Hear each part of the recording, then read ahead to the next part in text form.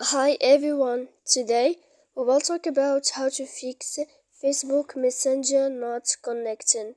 To know how to fix Facebook Messenger not connecting, you should just go to settings like this. We will click. After that, in this page, you will go to apps, default apps, app settings.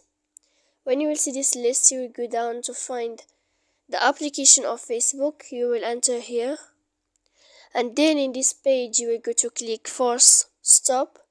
When you will end this, you will enter to storage. After that, in this page you will click clear cache, and then you will go to click clear data. And after all that, you can turn off your Wi-Fi, so that you can know how to fix Facebook Messenger not connecting. So please don't forget to support us by like and subscribe. See you next time.